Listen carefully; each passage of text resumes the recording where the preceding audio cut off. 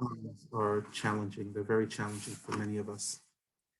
And I could just talk from my experience, having buried two fathers under the age of 60, young fathers in the last just about 48 hours. It gets to you. And I ask myself a simple question. When I have to dig deep, what inspires me? And I don't know why, but there's a certain story that my grandfather writes in his book. It's not much of a story, it's just a description of his feelings that I dig deep into and remember that it's not a heroic story. I'll actually read it to you. My grandfather was born in the early 1900s in Russia. Eventually, the Soviets took over, and then in 1928, Stalin's took the communist ideal to new heights. In his words, my grandfather wrote a book which was translated in English. It's called Deep in the Russian Night. New heights of paradoxical absurdity. And he implemented the idea that anyone considered undesirable acquires an official status of being declassed. This is a legal term with terrible consequences. Declassed meant the complete abrogation of not only political and social rights, but even the most basic human rights. A declassed person cannot work in government office or factory, live in government-owned dwellings, or belong to a health clinic. In some places, not even allowed to draw water from the village well or use the wheat meal for grinding flour. Since everyone in the small towns bought their own wheat, ground it in the wheat mill, and baked it themselves, if you were forbidden to grind the wheat, you had no bread. Once, my father, this is my grandfather talking about my great-grandfather, was having severe pains in his leg, and the local medic advised him to see the doctor in a nearby town, Shepativka. He applied to the town council for a permit to travel. One could not leave town without such a permit, but he was flatly refused. When my father begged the secretary to relent, the clerk did not mince words. We're not concerned with the welfare of clerics. Who cares if you die, he said. Lenin also died. My father was thus in anguish for many months until the pain subsided.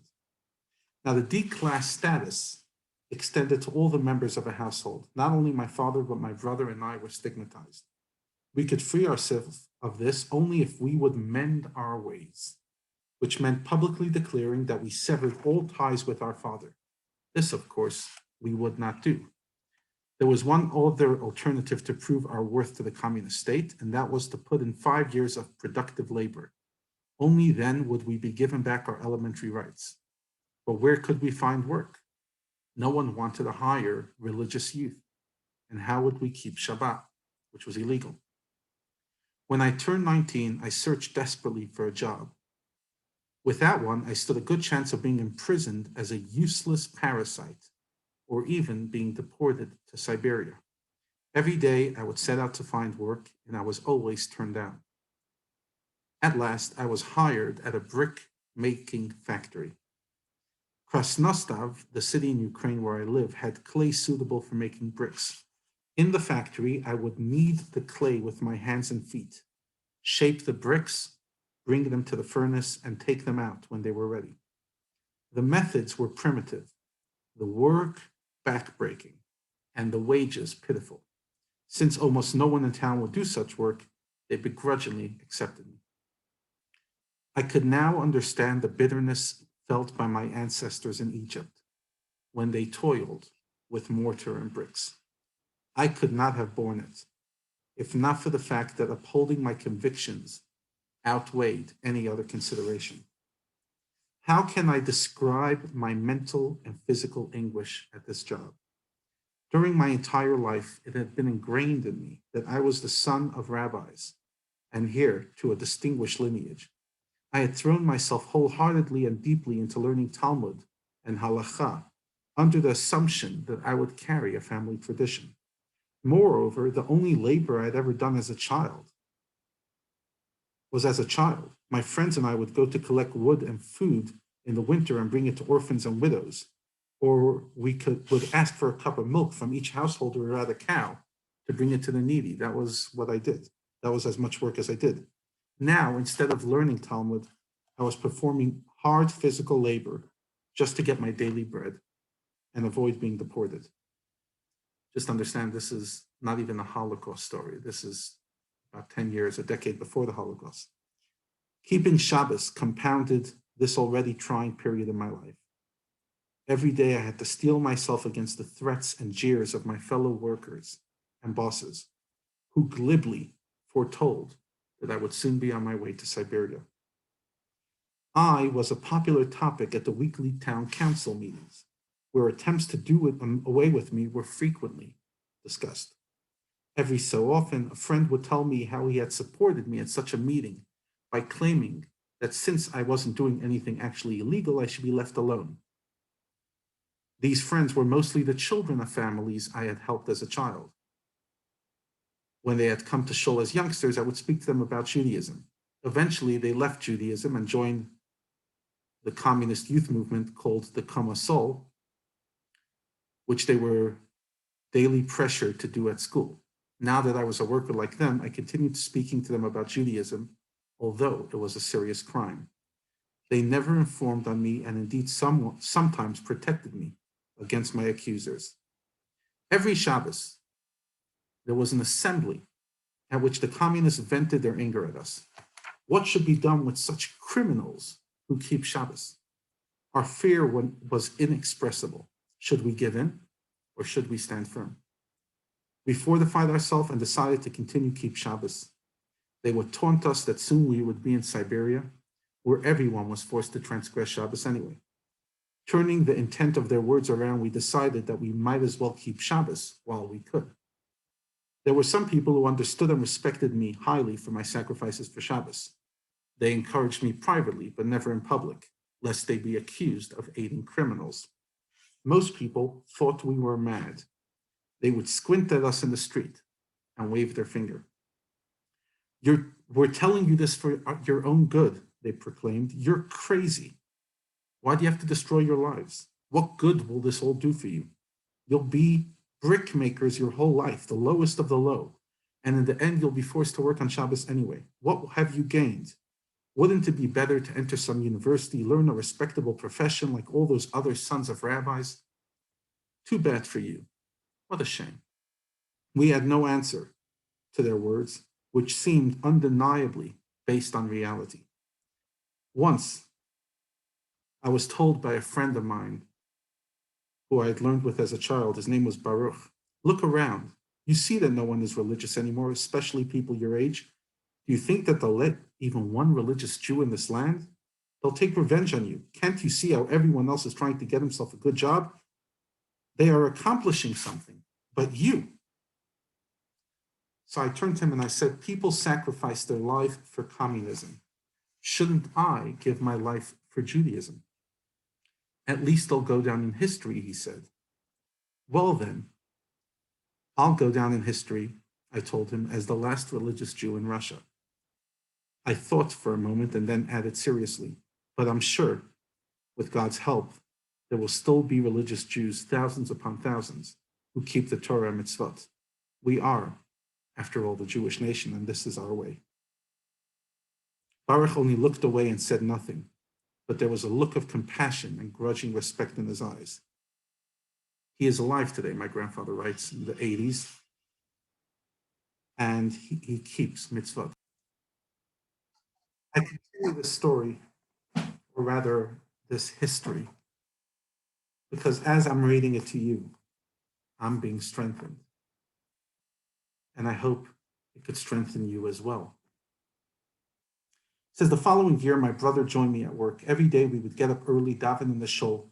By now, there were only old people attending, and even those were coming less and less. Very often, we did not have a minyan. After work, we returned to the empty shul and learned. No one else came. We studied as much as our strength allowed and then rested a bit to gather strength for the next workday. It hardly paid to go home since there was no food there. I had no friends, no social life. My only other activities were occasionally resolving halachic questions of acquaintances, those whom I knew I could trust, otherwise I would just ignore them, and teaching a few children secretly. Whenever possible, I would encourage certain friends to keep whatever mitzvot they could. Even in that spiritual wasteland, there were unusually determined individuals who would not give up completely. Newspapers began to increase their tirades against religious people. They ran articles how religious people were controlled by the capitalists and have ties with the rebels outside the country. They, the capitalists, had ties. They claimed that the Lubavitcher Rebbe and the Chafetz Chaim were sending spies who made secret contact with the religious Jews in Russia, because at that time those two sages were living outside Russia. My brother and I were threatened several times that we would be implicated in this alleged conspiracy and that we would get the punishment we so richly deserved. It was obvious to us that our end was drawing near, but we refused to submit. It must have been our conviction that we were right, which gave us the strength to survive each day. We reinforced ourselves by telling each other that since our death was imminent, better to die to sanctify God's name and his Torah than to die for anything else. Better to die nobly with the pure soul and the spirit unbroken than to die ignobly like a frightened animal.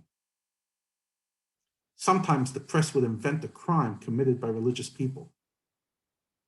I remember one outrage report in a Yiddish paper, it was written in Yiddish, that was a topic of conversation for days.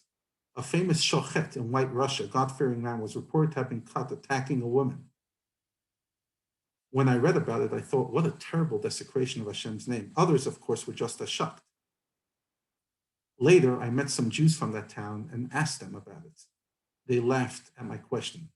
Didn't you realize that this was whole thing against an innocent man with a trumped-up charge? The shochet happened to be traveling to a town in the region, and when he got off the train, he asked someone for directions. A woman heard him and said, I'll show you. I'm also going that way. After walking a few steps, she started screaming, help me, he's attacking me. From nowhere, men appeared and took him straight to jail, where he was sentenced for 5 years. He was completely innocent. This period of my life comes back to me in a haze of overwhelming loneliness. I was a young man. I think it's this, sorry, I'm just going to pause. It's this paragraph that haunts me. I was a young man and the constant unbearable fear took away any appetite I had for the future. I just hoped each day to make it through the next. There were days when I prayed not to wake up the next morning. Better death, I thought, than to fall in their hands. There was no one in my family I could turn to for encouragement, and I did not believe I would ever get to live openly as a Torah-observant Jew and never really have a life. The end of the story, and feel free to reach out or ask me for it, read the book. My grandfather ended up raising 13 children in Russia, raised them to be religious Jews, emigrated to Israel when he got permission in 1966, passed away in the early 2000s, together with my grandmother who passed away in the 90s, and today has hundreds, and I mean hundreds, at least 500 living descendants all over the world. I'm one of them. Children continuing this tradition. And why am I sharing with you the story? Because sometimes we live in the moment and all we see is darkness. And we have these feelings, which my grandfather, a man of faith, describes despondency. Where does the future hold? But I always share the story of the Chinaman who they asked him what he thinks about the American Revolution. We just celebrated 245 years a few days ago. And the Chinaman smiles and says, it's too soon to tell. That's 245 years. It's nothing. We're an ancient people. And we've seen history. We will come out of this. A bit battered, hurt, and parts of us that are broken, but also more resilient, deeper, and we will enter into a better world. No doubt about it.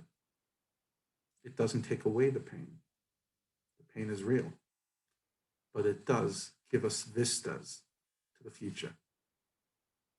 My friends, there is a future. We will see it in our time. Please God, soon. Amen.